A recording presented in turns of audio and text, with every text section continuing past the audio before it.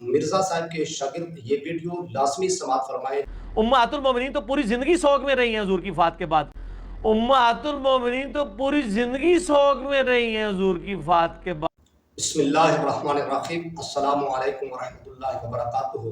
سامعین محترم، مرزا صاحب کے شاگرد یہ ویڈیو لازمی سماعت فرمائیں، جس ویڈیو کے اندر مرزا صاحب نے یہ کہا ہے کہ حضور نبی علیہ السلام کی وفات کے بعد امہات المؤمنین ساری زندگی سوگ میں رہی ہیں۔ یہ مرزا صاحب نے کہا کہ امہات المؤمنین ساری زندگی سوگ میں رہی ہیں حضور کی وفات کے بعد۔ یہ ویڈیو سماعت فرما لیں، اس کے بعد دوسری ویڈیو بھی آپ نے مرزا صاحب کی لازمی سماعت فرمانی ہے۔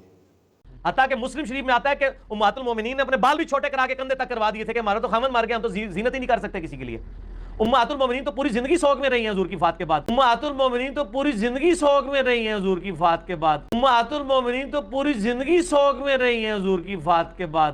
سامعین محترم، یہ ویڈیو آپ نے سماعت فرما لی، اب دوسری ویڈیو بھی سماعت فرمائیں مرزا صاحب کی۔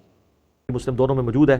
جب ابو سفیان فوت ہوئے تو سیدہ ام حبیبہ جو نبی الاسلام کی بیوی تھی، انہوں نے باقاعدہ 3 دن کے بعد زرد رنگ لا کے اپنی گالوں پہ ملا، سرما لگایا، اپنے جسم پہ ملا، یعنی اعلانیہ عورتوں کے سامنے اظہار کیا اپنی عدت اس کا سوگ کے ختم ہونے کا، اپنی عدت اس کا سوگ کے ختم ہونے کا۔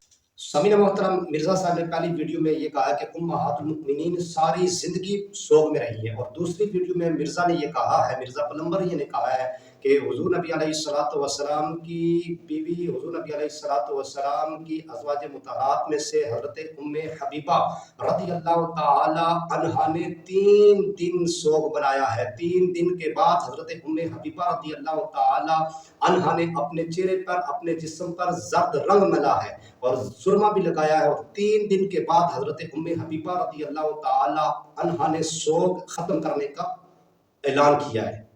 اب مرزا صاحب کے شاگرد ہمیں یہ بتائیں کہ مرزا صاحب کی پہلی بات درست ہے یا مرزا صاحب کی دوسری بات درست ہے۔